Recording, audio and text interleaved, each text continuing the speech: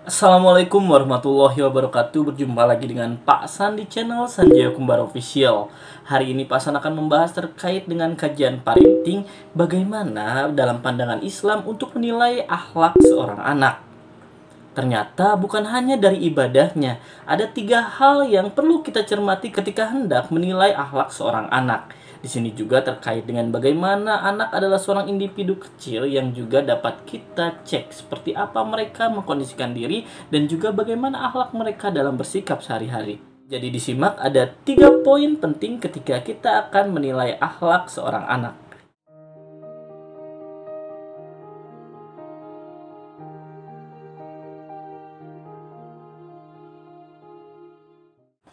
Yang pertama adalah safar atau melakukan perjalanan jauh. Ketika kita melakukan perjalanan bersama anak kita dapat menilai akhlak anak tersebut.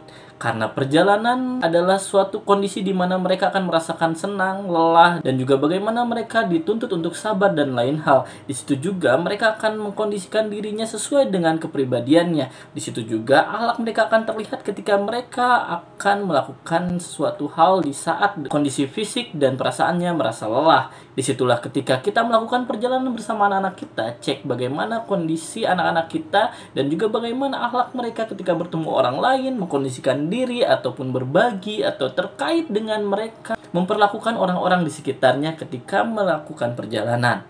Akhlak seorang anak dalam adab juga dalam bicara juga dapat dicek ketika melakukan perjalanan. Jadi yang pertama adalah safar. Ketika anak-anak melakukan perjalanan, cek bagaimana mereka mengkondisikan diri, dan itu adalah salah satu cara termudah untuk menilai akhlak dari seorang anak. Yang kedua adalah terkait dengan muamalah.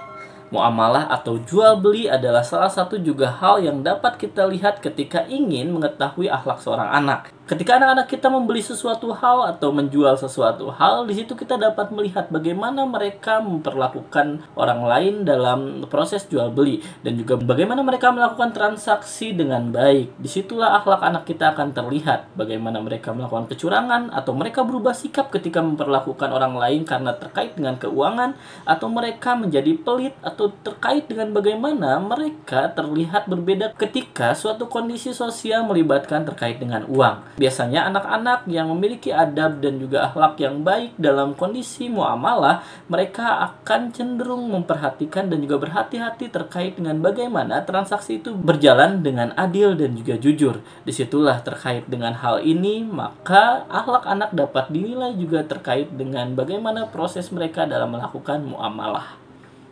Dan yang terakhir, akhlak seorang anak dapat dinilai dari amanah.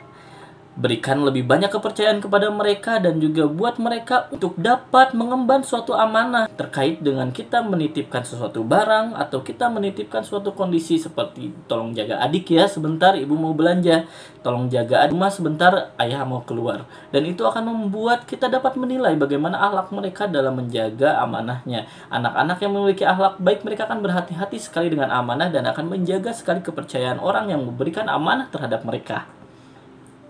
Nah, tadi terkait dengan bagaimana kita akan menilai akhlak dari seorang anak. Ternyata tidak hanya dari hal ibadah saja yang kita dapat nilai terkait dengan akhlak seorang anak. Namun 3 hal tadi juga adalah salah satu indikator untuk dapat kita nilai terkait dengan akhlak seorang anak. Jadi untuk mendidik anak untuk berakhlak, kita juga harus mencermati banyak hal terkait dengan interaksi sosial dan juga bagaimana mereka menempatkan diri dalam lingkungan sosial dan juga bagaimana mereka mengambil keputusan-keputusan dalam hidup yang mungkin pada akhirnya akan menunjukkan akhlak mereka seperti apa. Sekian dari Pak San masih tunggu request untuk tema-tema video selanjutnya dan diskusi kembali di kolom komentar. Wassalamualaikum warahmatullahi wabarakatuh.